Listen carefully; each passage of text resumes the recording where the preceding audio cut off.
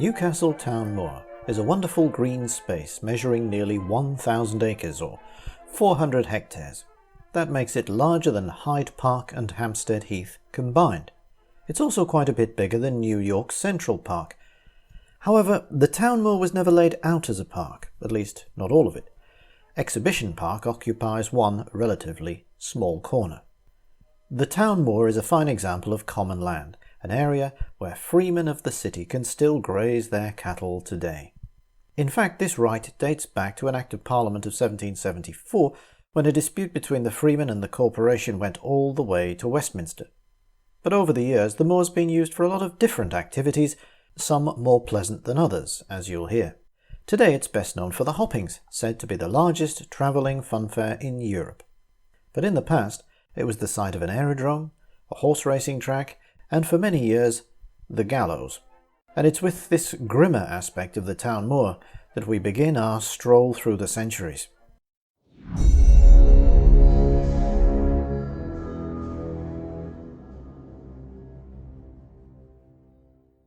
Witchcraft. Today it's a matter for horror films and Halloween costumes, but in the 17th century, belief in witches was pretty much orthodox for all Christians. It was a brave man who denied the existence of the devil, after all, and if the devil was real, he must have allies among human beings, hence the conception of the witch as someone, not necessarily a woman, who signed a pact with Satan in return for power to do ill to others. Most people have heard of Matthew Hopkins, the witch-finder general, a con man who flourished briefly in the south of England. Less well known, but almost as horrifying, was the outburst of witch hunting that took place in Newcastle in 1650. To understand what happened and why, it's first necessary to look at the city and its surroundings during that turbulent period. The English Civil War started in 1642, when Parliament rejected the authority of Charles I. Newcastle declared for the king, while Sunderland, its rival, supported Parliament. The Scots Presbyterians were allies of Parliament and sent an army over the border, which camped in Sunderland and besieged Newcastle. Newcastle's coal trade was very lucrative, and the king needed the wealth it generated. The city was captured, then a royalist counterattack drove off the Scots, then they came back and captured it again. The city was occupied for 2 years. At the end of the Civil War in 1649, the old royalists had been replaced by a very Puritan corporation. They were just as greedy as their predecessors, maintaining a monopoly on the coal trade that led to widespread resentment. As well as greed, the Puritan corporation fostered belief in witchcraft. These Roundheads were Bible Christians, and according to one very questionable translation of the good book, "Thou shalt not suffer a witch to live." Newcastle's proximity to Scotland also played a part. Scotland was one of the most fanatical areas of Europe when it came to witch hunting. Far more extreme than England. Scotland saw a massive national witch hunt in 1649, and this spilled over into the northeast. A Scottish witch-finder was brought to the city by the Puritan merchants who sent out the town crier to encourage people to accuse their neighbours. Soon 30 people had been formally accused and were brought before the magistrates, and the newly arrived witch pricker. The practice of pricking witches was derived from one of the strange beliefs of the time, that Satan furnished his minions with a demon called a familiar. This often took the form of a cat or other small animal. This familiar, the theory went, fed on the witch's blood, and the point on the body where this happened was devoid of sensation and short of blood. So, if you stuck a sharp object into a witch, sooner or later you'd hit a point where no pain was felt and no blood flowed. This was the devil's mark. Find that and you'd found your witch. This is all completely bonkers, but witch prickers had a way of making it work. They were paid by results, 20 shillings per witch in the case of the Newcastle pricker. To reveal the devil's mark, such men often used a false bodkin, like a modern-day stage dagger, where the blade retracts into the hilt. It was trivially easy to demonstrate that every accused person was a witch, But it was also necessary to get a confession. Torture was outlawed in England, but the magistrates still used sleep deprivation and walking a prisoner up and down for days at a time to get them to confess. At the Newcastle trials, 27 accused were found guilty, 2 were acquitted, and in one case, a local bigwig demanded a second ordeal. Lieutenant Colonel Hobson, a Civil War veteran, demanded that the witch pricker repeat his routine under closer supervision. It was seen that, if the woman's skin was broken, blood flowed. Hobson and others also seem to have saved several people from being sentenced to death. But 15 women and 1 man were still hanged on the Town Moor in August 1650. The remains were buried in unmarked graves in St Andrew's Church. It was the largest mass execution of witches in England. We know all this, by the way, thanks to a book published in 1655 by a man called Ralph Gardner. Entitled England's Grievance Discovered in Relation to the Coal Trade, it savagely attacks the corrupt corporation and links the witch hunt directly to the coal monopoly. It was a stunt to distract and divide the population, Gardner claims. In his book, he also praises a certain Eleanor Lounsdale, a woman who spoke out against the trials. She urged people not to testify and was herself prosecuted. A genuine heroine. But what of the witch pricker? Usually such characters vanish into the fog of history, never to be heard from again. So it's good to know he came a cropper. After getting innocent people killed in Newcastle, he went back to Scotland to try and make some more money from the angry and credulous.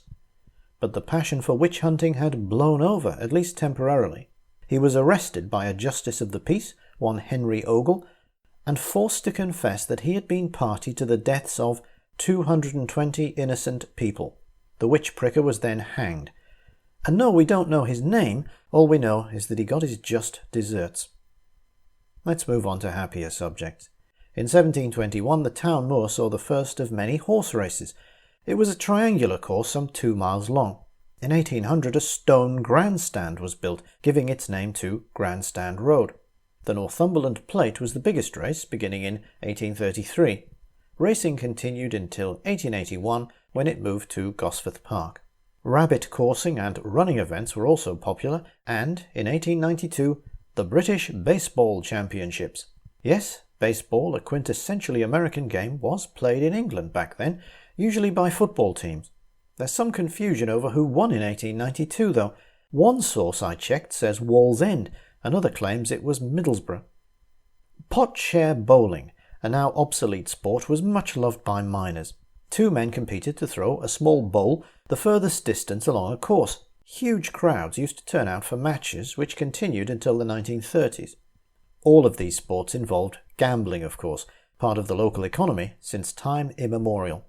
Some of the biggest bets were placed on pedestrianism, the practice of walking long distances over a measured course. In 1822, George Wilson walked 90 miles around a half-mile circuit in 24 hours, watched by a crowd of 40,000. In 1828, Peter Macmillan walked 110 miles in 24 hours. A fortnight later, his mother, Mary, did 92 miles in a day. Other spectacles that drew the punters included aeronautics. The moor was an ideal launch pad for balloons. In 1786, Vincent Lunardi, known as the Daredevil Aeronaut, took off from the Town Moor. Sadly, a local helper, Ralph Heron, became entangled in the guy ropes and fell 200 feet to his death. People didn't just gather for entertainment, though. On the 27th of June 1838, 70,000 people flocked to the Town Moor to support the Chartist cause. The Chartists were so called because they gathered millions of signatures on a huge petition to Parliament, the Great Charter. They wanted every adult male to have the vote, among other things. The campaign's leader, Fergus O'Connor, was a hugely popular speaker, and on that day the traffic jams extended for 2 miles. Newcastle Corporation were so scared by the gathering that they summoned the 5th Dragoons and the 52nd Regiment of Foot, who marched in with fixed bayonets. The Chartists were not intimidated and didn't give the authorities any pretext to attack them. The following year they were back, and another orderly demonstration drew a crowd of 80,000 on Whit Monday, 1839. Chartism went into a decline after a massive rally in London in 1848, but it's notable that most of the Chartists' demands were enacted by Parliament before the end of the century. The Chartists always stressed that they were playing a long game. Their anthem, written in 1847, makes that clear. 100 years, 1,000 years, we're marching on the road.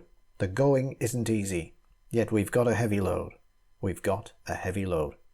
The way is blind with blood and sweat, and death sings in our ears, but time is marching on our side.